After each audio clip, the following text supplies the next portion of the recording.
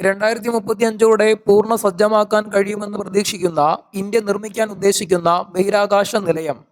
2035 പൂർണ്ണ സജ്ജമാക്കാൻ കഴിയുമെന്ന് പ്രതീക്ഷിക്കുന്ന ഇന്ത്യ നിർമ്മിക്കാൻ ഉദ്ദേശിക്കുന്ന ബഹിരാകാശ നിലയം. ഉത്തരം ഭാരതീയ അന്തരീക്ഷ സ്റ്റേഷൻ. ഏതാണ്? ഭാരതീയ അന്തരീക്ഷ സ്റ്റേഷൻ. അടുത്ത ചോദ്യം,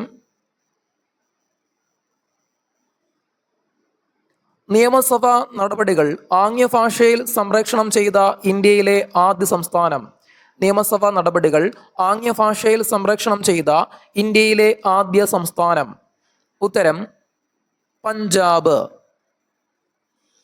അതുപോലെ നമുക്കറിയാം, പരീക്ഷയ്ക്ക് ഇനി ദിവസങ്ങൾ വളരെ കുറവാണ്. 1.5 മാസത്തോളമേ സമയമുള്ളൂ. ജൂലൈ 18 പരീക്ഷ നടക്കുന്നത്. അതുകൊണ്ട് തന്നെ സിലബസിൽ എന്തൊക്കെയാണോ പറഞ്ഞിരിക്കുന്നത് അത് പൂർണ്ണമായി പഠിച്ചു തീർക്കുക എന്നതാണ് നമുക്ക് വിജയിക്കാനുള്ള പ്രധാനപ്പെട്ട മാർഗം എന്ന് പറയുന്നത്.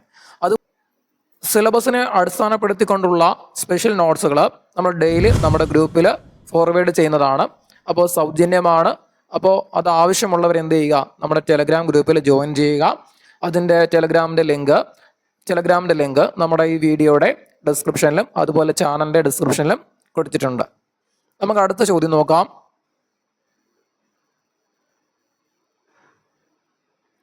എവറസ്റ്റ് കൊടുമുടി കീഴടക്കിയ ആദ്യ മലയാളി വനിത. എവറസ്റ്റ് കൊടുമുടി കീഴടക്കിയ ആദ്യ മലയാളി വനിത എന്നാണ് ചോദ്യം. ഉത്തരം സഫ്രീന ലത്തീഫ്. മറക്കല്ലേ, ആരാണ്? സഫ്രീന ലത്തീഫ്. അടുത്ത ചോദ്യം, പണിയ വിഭാഗത്തിൽ നിന്നുള്ള രാജ്യത്തെ ആദ്യ നഗരസഭാ ചെയർപേഴ്സൺ. പണിയ വിഭാഗത്തിൽ നിന്നുള്ള രാജ്യത്തെ ആദ്യ നഗരസഭാ ചെയർപേഴ്സൺ. ഉത്തരം പി വിശ്വനാഥൻ.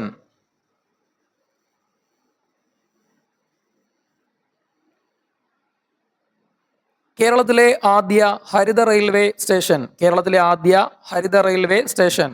ഉത്തരം കണ്ണപുരം. ചോദ്യങ്ങളും ശ്രദ്ധിച്ചോണേ. തെക്കേ ഇന്ത്യയിലെ ഏറ്റവും നീളം കൂടിയ നദി. തെക്കേ ഇന്ത്യയിലെ ഏറ്റവും നീളം കൂടിയ നദി. ഉത്തരം ഗോദാവരി.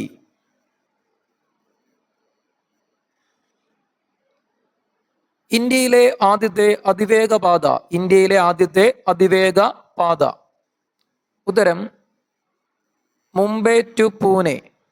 തിരിഞ്ഞു പോകല്ലേ, മുംബൈ ടു പൂനെ വരെയാണ്. അടുത്ത ചോദ്യം, ലോക തണ്ണീർത്തട ദിനം. ലോക തണ്ണീർത്തട ദിനം ഫെബ്രുവരി 2. കേരള സ്റ്റേറ്റ് ഹാൻഡിക്രാഫ്റ്റ് കോർപ്പറേഷൻ ആസ്ഥാനം. കേരള സ്റ്റേറ്റ് ഹാൻഡിക്രാഫ്റ്റ് കോർപ്പറേഷൻ ആസ്ഥാനം. ഉത്തരം Thiruvananthapuram.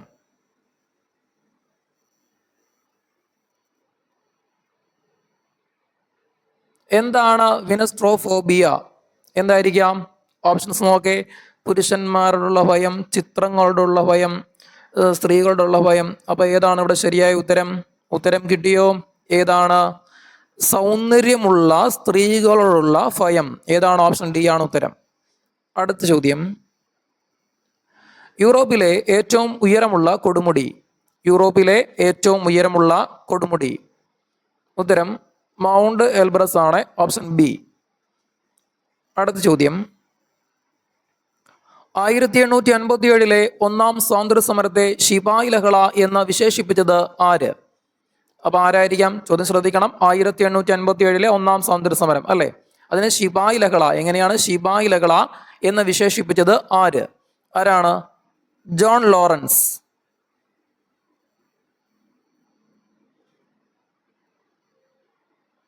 Plant economy for India എന്ന കൃതിയുടെ കർത്താവ് ആര്? പ്ലാന്റ് എക്കണോമി ഫോർ ഇന്ത്യ എന്ന കൃതിയുടെ കർത്താവ് ആര്? ഉത്തരം എം വിശ്വേശ്വരയ്യ.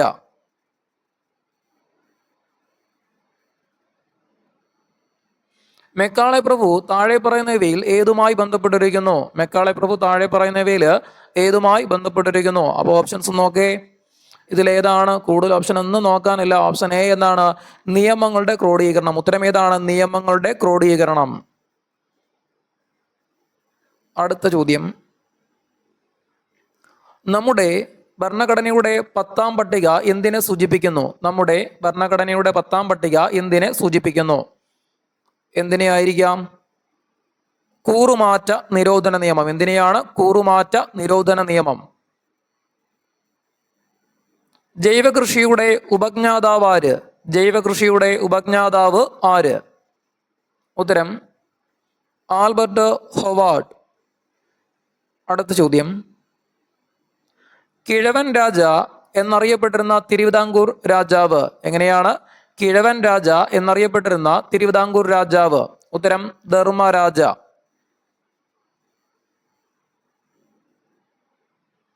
ബംഗാൾ വിഭജനം കഡ്സൺ പ്രഭു. ശ്രദ്ധിക്കണേ, നോക്കെ, ബംഗാൾ വിഭജനം ആരെ പറഞ്ഞിരിക്കുന്നത്? കഡ്സണെയാണ് പറഞ്ഞിരിക്കുന്നത്.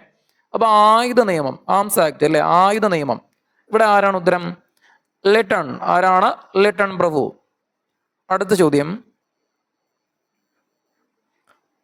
ആസ്പിരിൻ കണ്ടുപിടിച്ചത് ആര്? ആസ്പിരിൻ കണ്ടുപിടിച്ചത് ആര്? ആരായിരിക്കാം? ഉത്തരം കിട്ടിയോ? Felix Hoffman. Option A. അടുത്ത ചോദ്യം, ലോകത്തിൽ ഏറ്റവും കൂടുതൽ മുട്ട ഉൽപ്പാദിപ്പിക്കുന്ന രാജ്യം. ലോകത്തിൽ ഏറ്റവും കൂടുതൽ മുട്ട ഉൽപ്പാദിപ്പിക്കുന്ന രാജ്യം. ഉത്തരം ചൈന.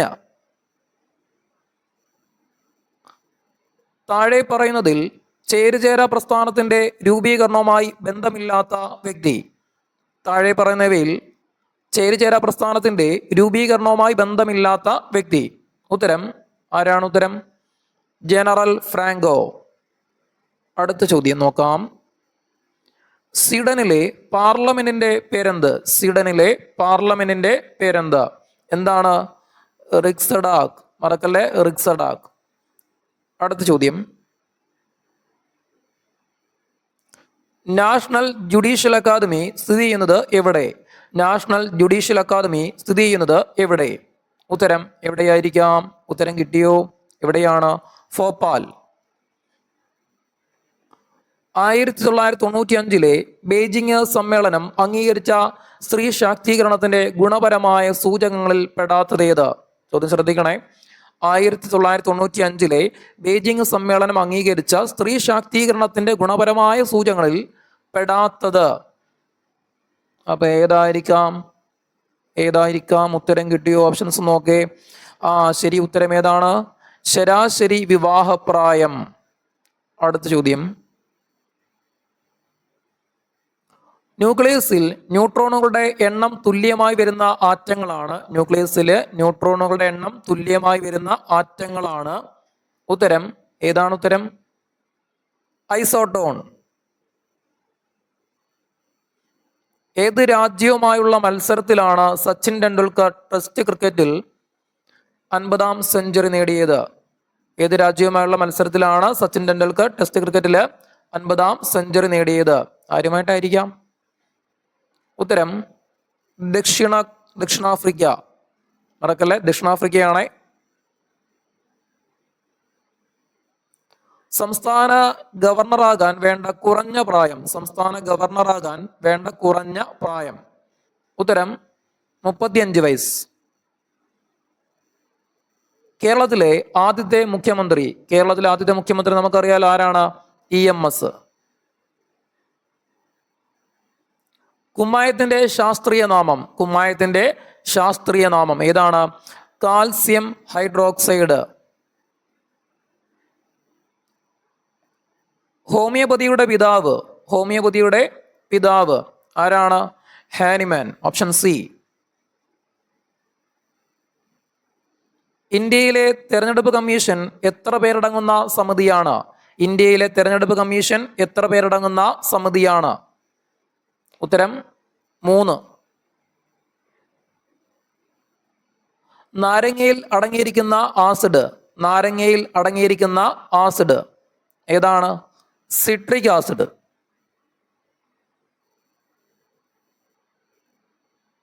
മനുഷ്യൻ ആദ്യം കണ്ടെത്തിയ ലോഹം. മനുഷ്യൻ ആദ്യം കണ്ടെത്തിയ ലോഹം. ഉത്തരം ചെമ്പ്. ഓക്കെ.